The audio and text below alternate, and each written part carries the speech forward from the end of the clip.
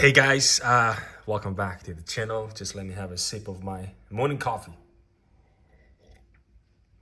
Had a busy morning. Hope you guys doing really well, no matter where you are. Now today, it looks like an unboxing because I packed it up last night. And the reason why I pack it up is because this is going to a new home. Did I sold the Rosie extra large? Did I sold one of the most hyped up, most in high demand, even right now in today's sort of terrible secondary market? Did I work so hard to get one and really letting it go now? Yes and no. I've decided to trade it, and what's coming, of course, another awesome collector is 3 knives. Okay, so I've used this one to trade it for 3 knives in the design and the fashion that I do like.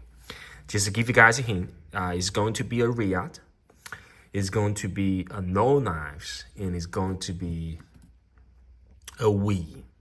Okay, I'll keep the model and specifics in sort of secrecy now because I want to give you guys a surprise to many of the knife enthusiasts in our community, and it will be awesome, guys. I can guarantee that it will be awesome. But I just want to let you guys know the fashion and sort of the tradition of our channel. When anything, what is again come to watches and Seikos and knives, when it's going, we want to make sure that we give it's a fair goodbye. Okay, so today's topic is Rosie.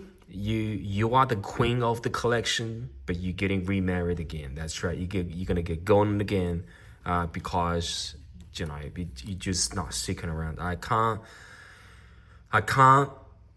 look. I can't connect with such a knife, and specifically a knife that costing, including shipping, we're looking at about 1,100. That's right. The knife cost me 900. I won at the Lotto on Aussie Machine website, and of course the shipping from DHL. That from then, Aussie Machine asked me to pay $295 plus taxes. It's about 100. It's about 1,300 overall. It's absolutely on that grail tier, right?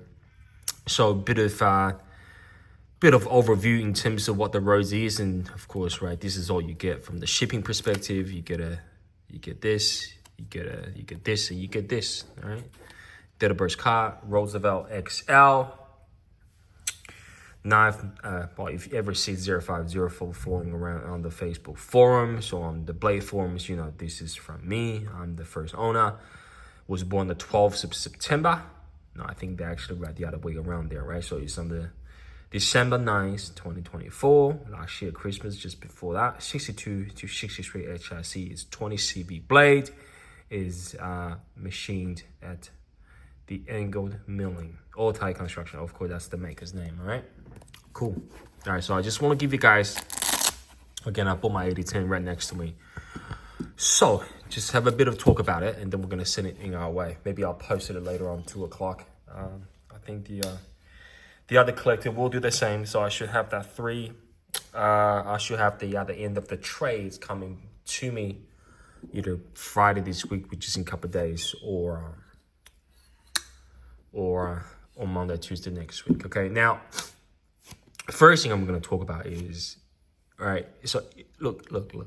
There are a lot of things for anyone, all right? So if you want to get a folding knife that does all the tasks, but you don't want to spend any significant money and feel peace with it, or you want to get a flashlight in the same token, you want to get a pair, this is your pair.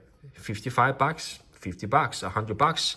This will do 99% of the job task that you will ever require for a folding knife. I'm talking about day-to-day tasks, right? Cutting ropes, cutting cardboard, doing little things, okay? I'm not talking about getting to the bush, going to a hunt, all that kind of stuff. I'm talking about day-to-day life, okay? Day-to-day life. I'm not talking about using it as, for hunting and anything specific. I'm only talking about day-to-day life, indoor or close range outdoor. This is all you need. A Tucson, again, this has been selected in terms of fashion, right? You want all Thai, you get a Tucson $50, and you get one of this is the i3, I think i5T, sorry, i5T EOS. That's it. There are 2 settings, kind of white light, it takes a 5.5 size battery, and you can get on with your life, all right? So whoever's watching this video is not in that tier, right?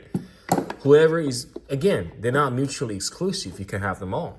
But the guys that, by the way, wrist check of the day. Come on, guys. Wrist check of the day, the Omega, the Speedmaster, the 300, the Professional. Anything you want ever in a premium Swiss historical significant diver's watch. And you want that bit of uniqueness with the white dial and pair it out with, I gotta talk about this shop specifically, I just haven't had time yet. This is the Artem's latest edition of their innovation, the best. Quite expensive, guys, right? As you know how they do their businesses. But this strap is unbelievable, all right? All right, we're gonna talk about this watch in a minute, maybe in the next video. But today, we talk about those beasts, all right? Now, so whoever's watching this video, I gotta watch the time, I got so many things to do, is not on that tier. So whoever in my community is watching it is either because you've decided you wanna, get on the path of finding and collecting some of the best, well-made, well-celebrated, integrity-wise, we're talking about manufacturing-wise, at the top of the top, right? And you're willing to spend the money. And you start looking at what's on the YouTube, what's on the Facebook, what's on Reddit, and some of the names comes up, right? You have Universe, you have then the traditional big 3, right? Chris Reeves, Striders, then you get into Shira Gorov, and then this company pops up, right? Oz Machine. And this is where you probably look it up, Oz Machine, I guess, or you just sort of already in the hobby of watches and knives. Now, there's a lot of reviews about the Oz Machine Roosevelt. This is the XL. There's a lot of talk about it already, right? In terms of its strengths, they do all the kind of boring dimension, comparison, all kind of stuff, right? I'm not gonna bore you guys with the same thing again. All right, it's boring. All right, I'm gonna sum it up by talking about maybe 3 things why you like to add one of the Rosie XL or Rosie standard size, and 3 of the reasons why you wouldn't. Okay, let's get straight into it. Okay, so you already know sort of roughly what this is. Okay, this is the Roosevelt XL from Oz Machine. Now, the reason number 1 you like to get it is because I tell you what, it's very simple. It's desire. All right. All the big collectors have it. It's very hard to get one. They don't sell in volumes, small production. They're going through sort of like a lottery system on the website every few weeks or 2 weeks, and you got to enter your name, right? All fair games, hopefully. And you can enter multiple slots in the name, but you can only get a chance to buy one, even sort of the machine pick you up, right? So I entered 3. There was a small version, which is standard, and 2 XL.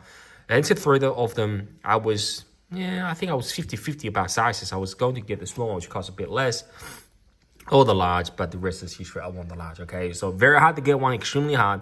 On the secondary market, you'd be lucky to pick one up or even to find someone that is actually selling it. It's just the reality, right? We're looking at supply demand. I'm not talking about in absolute, so don't come to me and comment, Felix, I saw someone was selling a Rosie XL. Of course someone's going to sell it, but I'm talking about in terms of supply. Very limited. It's the truth. Very limited, all right? So the reason number 1 why you're going to get it is because to satisfy your desire. That's it, all right?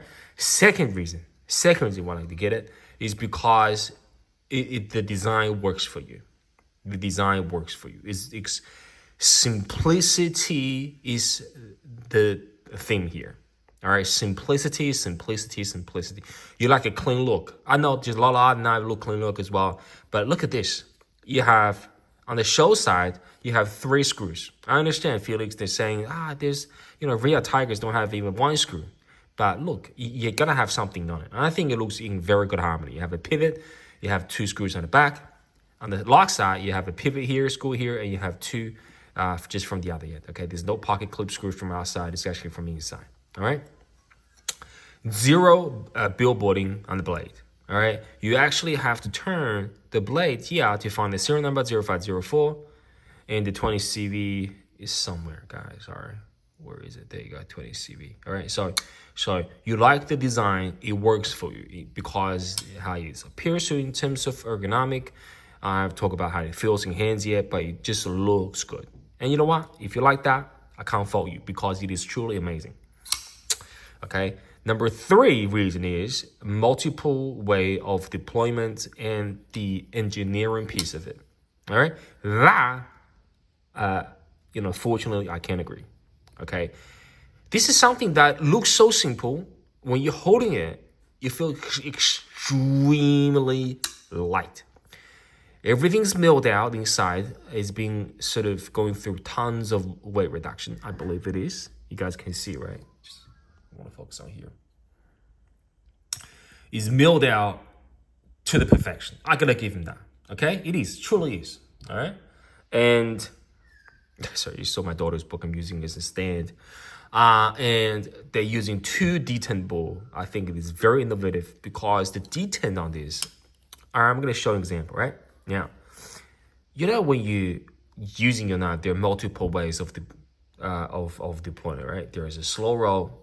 The reason the detent is in a stage of perfection where you don't even feel there's a resistance, but at the same time you can't shake it out. So there's a bit of magic. I think the system 2 detent ball per ceramic is really helpful because you'll be able to such a large knife, but you'll be able to manipulate it so well. It's unbelievable. Right? That's engineering perfection. It really is. Because if you want to give a flip on the other end, just look how little momentum you use. I didn't even use my finger to flip it. I just simply used the motion of my finger, okay? Because the blade is thin. All right, there's no weight to it. But at the same time, it's drop shotty. It really is. I sort of tighten up a little bit because I want to give it a bit of the resistance of that lash, but it's from engineering perspective, it is a marvelous thing. And you can do a front flipper. You can front flip it, easy. You can do you can do thumbs flip it, easy. Or I have limited space, but you can tell with such a big knife, the maneuverability, the feasibility of such a big knife, it is extraordinary. I have to give them that. The way they designed this spotty hole is beautiful. It's another engineering perspective. It is truly amazing, but it takes time for you to get here. This is not a knife where you're looking at.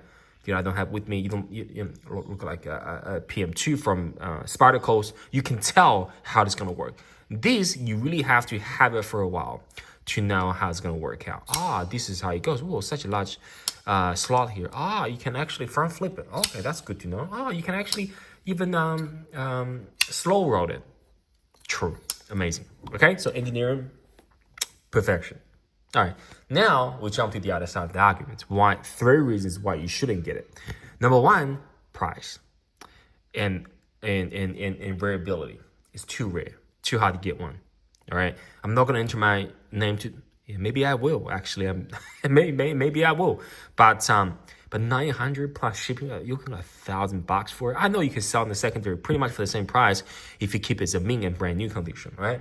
But that's a lot of money. 900 is a lot of money. You can spend $900 to build a quality, branded, designer's name collection. I'm talking about 3 to 4 knives on the secondary market, okay? Because now it's time to buy. You can really build a collection using the same budget.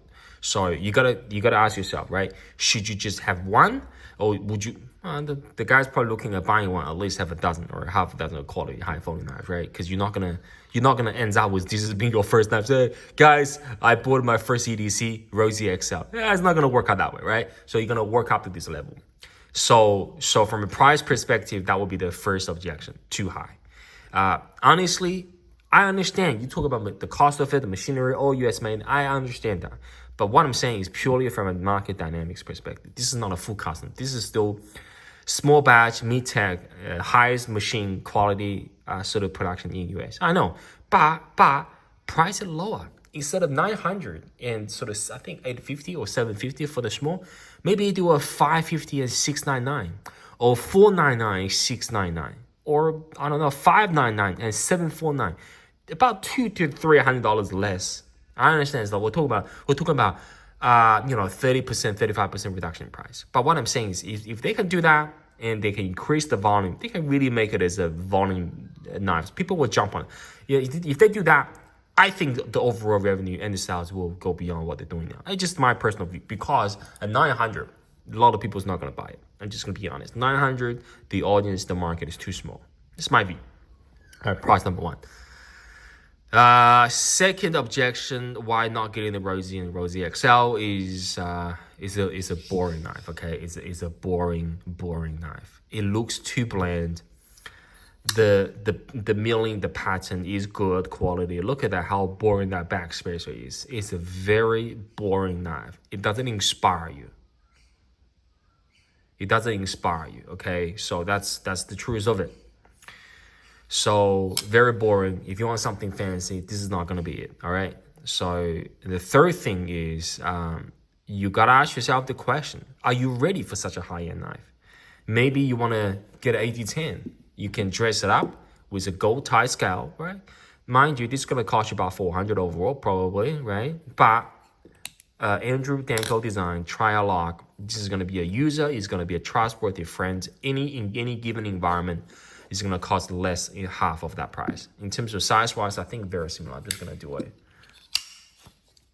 a size comparison. Very similar. Okay, very similar. So both of them are biggies. You can get one of those, right? It's all tie. S35V and blade, trustworthy your friend, liquidity is extremely high. If you want to let it go, people will jump on it. Of course, you want to price it right.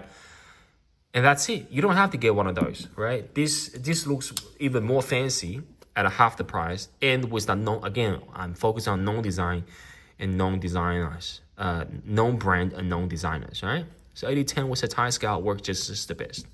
So that's it, guys. Of course, I put full respect for the knife and the makers of the knife, but I'm glad that someone is choosing you again, Rosie XL, and I look forward to the 3 knives that I'm trading you for that's coming in the next few days. All right, guys, that's it for today. Any questions, let me know, but no doubt I'll talk to you real soon in the next video. Okay, guys, take care. Bye-bye.